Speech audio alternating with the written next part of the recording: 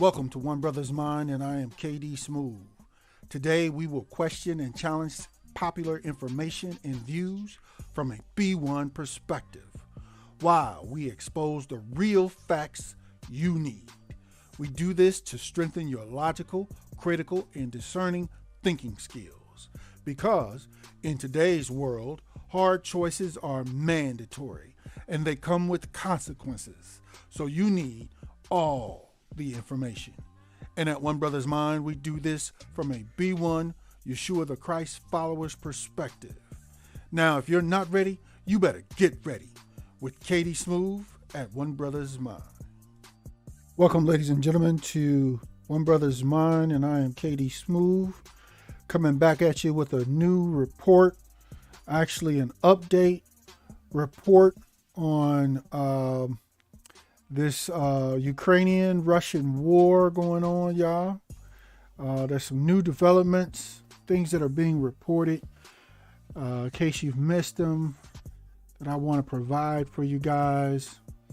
As you see on your screen, family, as the ones of us who have been following this and predicting that this war is not going well for the Ukraine. It's this bad, y'all, as you see on your screen. Not going well.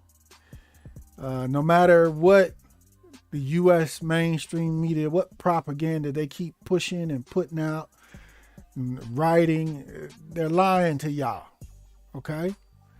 So here just the other day, as you see on your screen, May 26th, this came from the Washington Post.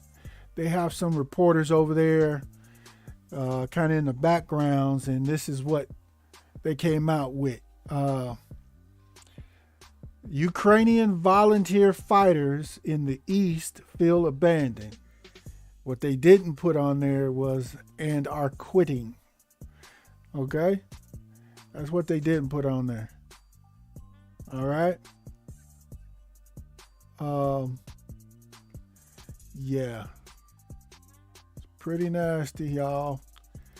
So, first, before I really dig into this report, I want to be clear or clearly explain to you guys what defines a Ukrainian volunteer fighter. Understand this: when this war began, and most of the people that were trying to and wanted to evacuate Ukraine and leave, they were allowed to leave, right?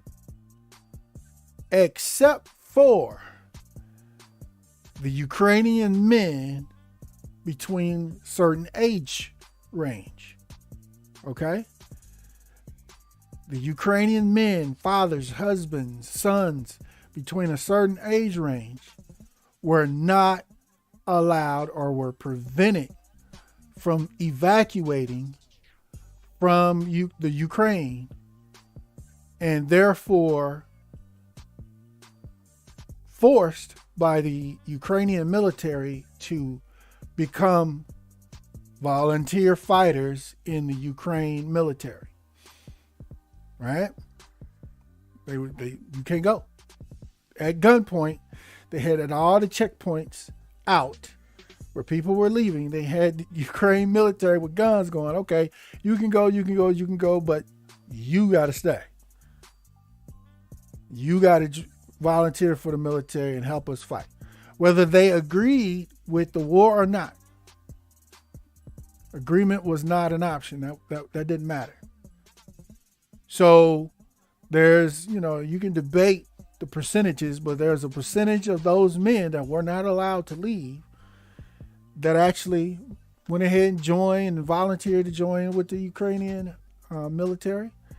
But there also was a percentage that never volunteered. They just went back into their areas, and they've been basically living like underground moles or rats, hiding from the Ukrainian military, as well as trying to hide from all the Russian bombs and bombardment, trying to scavenge food. I mean, they've been living like, because they don't want to join the military and be put on the front line, especially if they don't agree with the war in the first place. Okay? But in addition to that, the Ukrainian military, for the ones that I just described, they decided I'll just go back home and try to survive this or find another way out. The Ukrainian military has been doing sweeps through all the Ukrainian areas. And when they find them and catch them, they're arresting them if they don't join. That's their choice. You either volunteer or join our military, or we're throwing you in jail. Literally. Whether you agree or not, doesn't matter. So that's the definition, the full definition. The mainstream media here in the U.S. didn't really report on this aspect very much.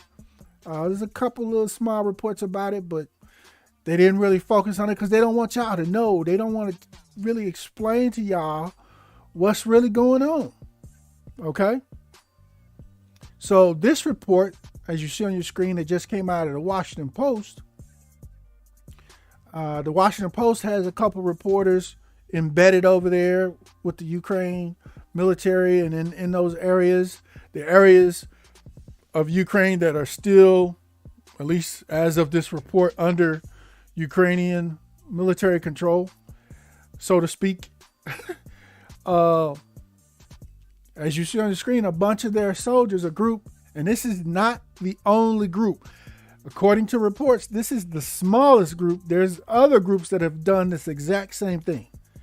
They've made videos and grouped up and reported to the news media that's embedded with them that they feel abandoned and they're quitting.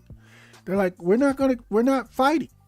And I'm getting ready to read a few highlights from this article here from the Washington Post as to why they said they're not fighting.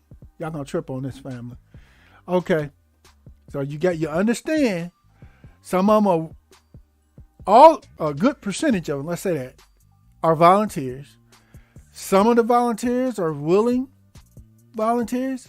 Other volunteers are forced volunteers. And then there's the man that said, nah, I ain't volunteering at all.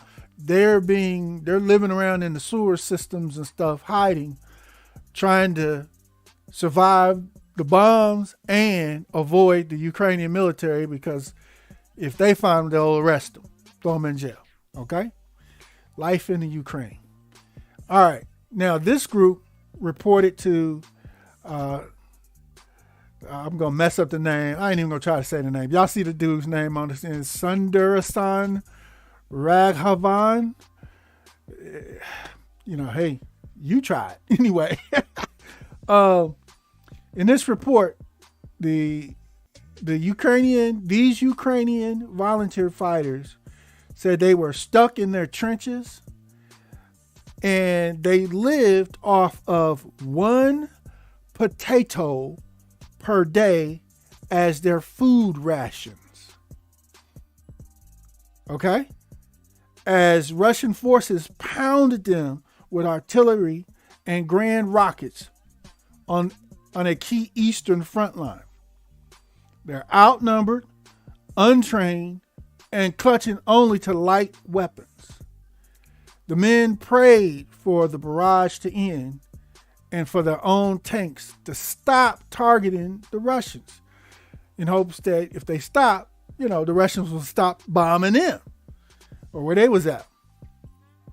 Again, in this article, it notes the volunteers were civilians before Russia invaded on February 24th, and they never expected to be dispatched to one of the most dangerous front lines in eastern Ukraine. They quickly found themselves in the crosshairs of war, feeling abandoned by the Ukrainian military superiors, and struggling to survive. They said, "Our command takes no responsibility Lapko said. They only take credit for our achievements. They give us no support.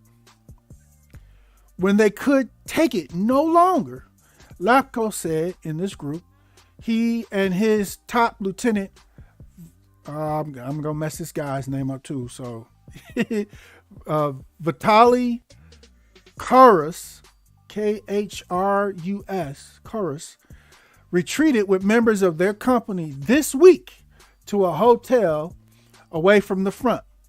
There, both men spoke to the Washington Post on the record, knowing that they could face a court-martial and time in military prison. Okay? That's where this report came from. In a video uploaded to the Telegram on May 24th and confirmed as authentic by an aide to Hadai, I messed that name up too, y'all. It's Haidai. Volunteers said they will no longer fight because they lack proper weapons, rear support, and military leadership. They said, "We are being sent to certain death," said a volunteer, reading from a prepared script, adding that a similar video was filmed by members of the 115th Brigade, 1st Battalion. "We are not alone like this. We are many," meaning those volunteers that are quitting, that are, they're like, Hours after the Post interviewed Lapko and Kurus, members of the Ukraine military secretly service, or let me say that again. Hours after the Washington Post interviewed Lapko and Kurus, members of the Ukrainian's military security service arrived at their hotel and detained some of their men, accusing them of desertion. Like I said, they're arresting them if they don't go out and fight, but they're not being fed and they're not given support. Further in the article, it reads, all of their comrades were from Western Ukraine. They were handed AK-47 rifles and given training that lasted less than 30 minutes, less than a half an hour. We shot 30 bullets, and then they said, you can get more. We shot 30 bullets, and then they said, you can't get more because it's too expensive, Lapko said. So, y'all, that's what's going on with these Ukrainian men here. And keep in mind what I explained to you at the beginning of this video. What defines Ukraine volunteer soldiers? Some of them are volunteers willingly. Another percentage of them are forced. And then you got men that that never volunteered, that they're just capturing off the streets, trying to force them to fight, not feeding them. Okay, y'all? This is an article from the Washington Post. You can find it there from May 26, 2022. The title of the article, as you've seen on your screen, is Ukrainian Volunteer Fighters in the East Feel Abandoned. These fighters, and this ain't the only group, okay? So there's a lot going on in Ukraine, family, that hasn't been being reported, and in this case is just now recently being reported as far as nuggets or pieces of the truth.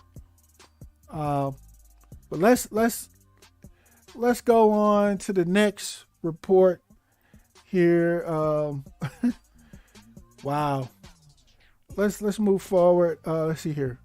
All right, here's another one. Biden rejects. This one came out of Reuters or the New York Post.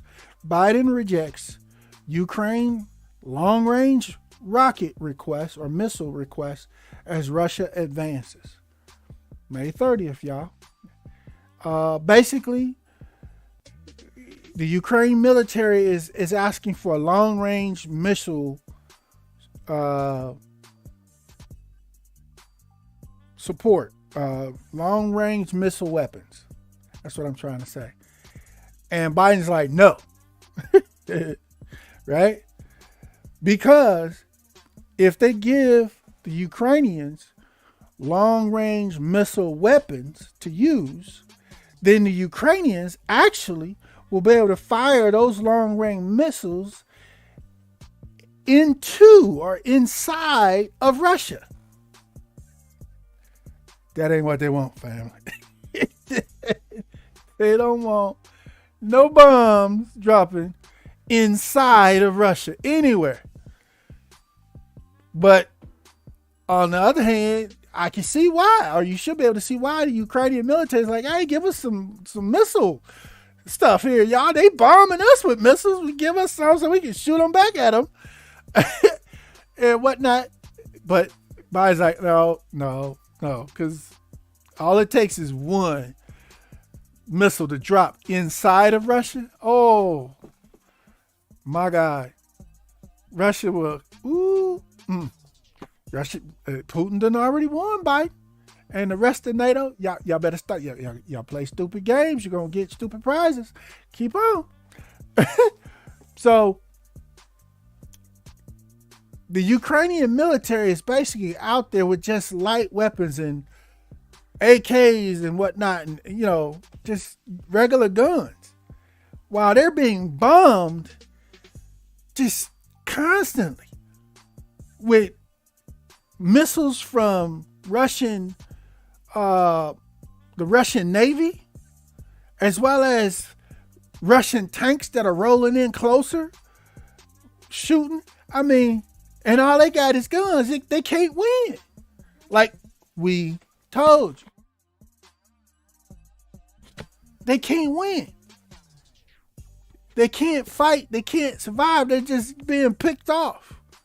I mean, there's some places, they're doing a whole lot of real creative resistance and response, and taking down some Russian tanks here or there, and putting up a significant resistance and fight. But they're outgunned, right? Which is why NATO and the U.S. have been sending all these extra weapons support into the Ukraine. You go, well, there you go. They got some stuff. They got RPGs. They can do some stuff, right? That's what you're thinking, right? Now, keep in mind, Russia has pretty much surrounded Ukraine. All the Ukrainian borders are pretty much surrounded with Russian military and Russian troops. So when the convoys or airdrops of NATO and U.S. military support, these arms, these guns and stuff, when they're being flown in or trying to be driven in, guess what's happening? As I mentioned in my previous Ukrainian video, Russia is capturing, or if they can't capture, they're actually blowing them, those convoys or helicopters. They blowing them up if they can't capture them. So there's let's say this. There's a small percentage of the military weapon support that's actually making it into the Ukraine to their military, which is why your boy Zelensky is steadily on TV everywhere, on mainstream, begging for more support. But the U.S. mainstream media ain't explaining to y'all why he's constantly begging for more military aid. Right? Because they're being said, we are arming Russia. The Russian military. We are arming them. Basically, it's what's happening. Okay? So, once you grasp that whole concept, family, then the very next logical step, there's only two options. Either Ukraine has to surrender and NATO has to surrender, they got to let this whole thing go. Or to even give the Ukraine military a chance, NATO itself has to start escorting the military weapons into Ukraine. I mean, airships or trucks, whatever they're using, boats, whatever, marked with NATO on the side. Really big, jumbo letters, so that Russia sees, hey, these are NATO ships, trucks, and helicopters, right? If we shoot them down, we're actually attacking NATO, right? But remember, Putin told Biden and NATO a long time ago, y'all better stay out of this war. You better not get involved. So that's the situation, family.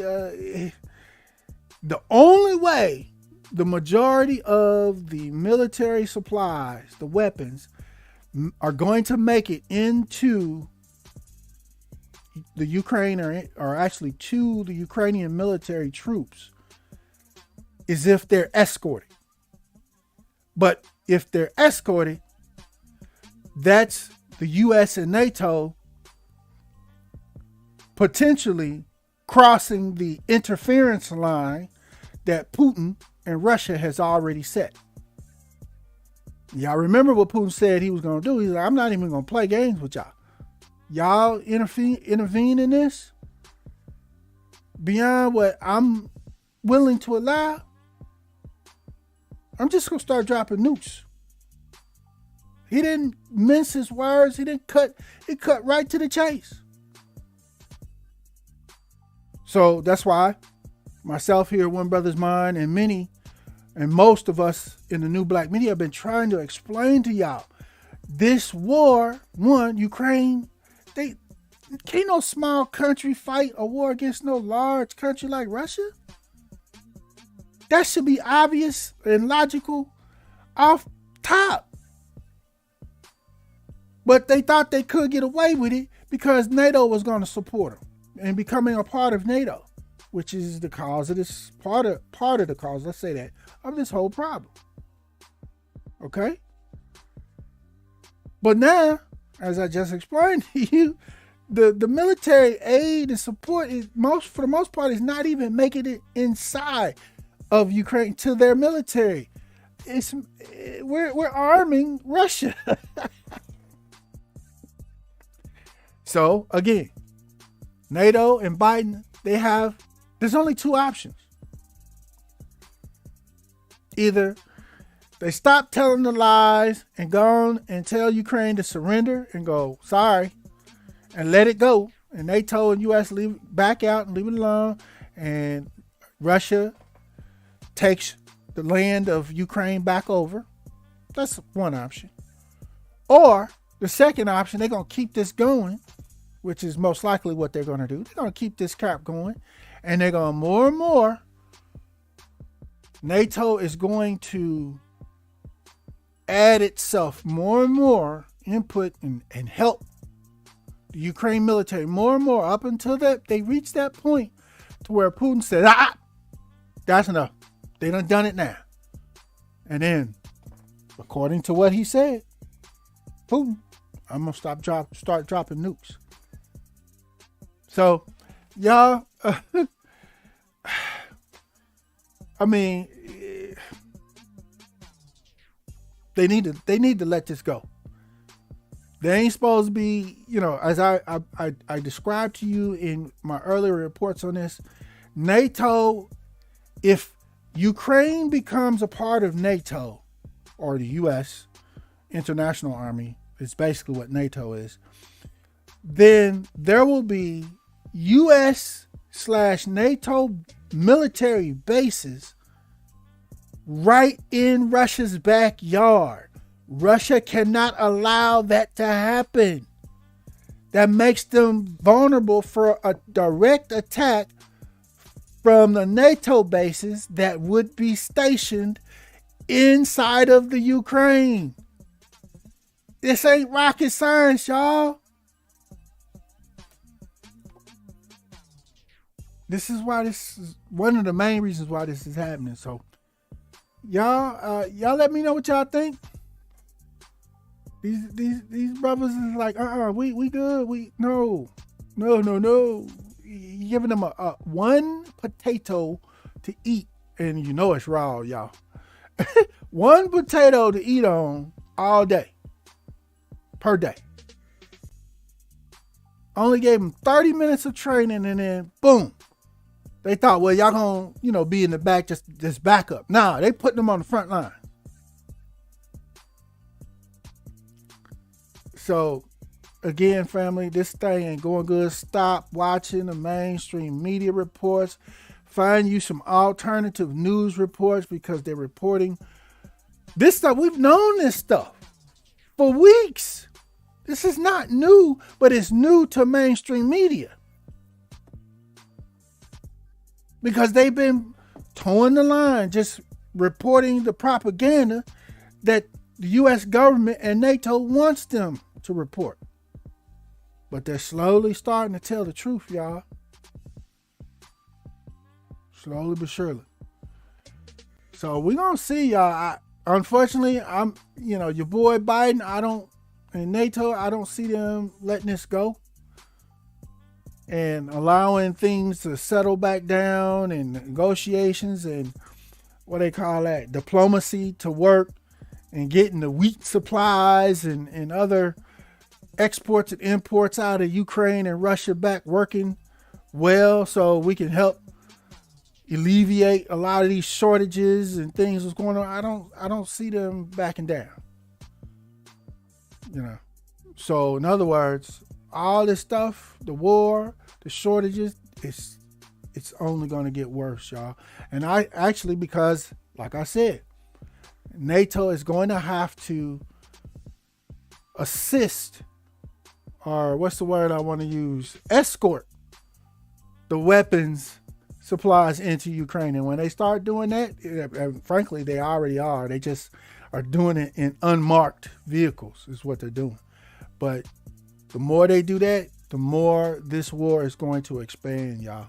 So keep an eye on this. Just wanted to give you an update as to what's going on, especially when some of the mainstream actually mess up and spit just a little bit of truth out of what's really going on and what's happening.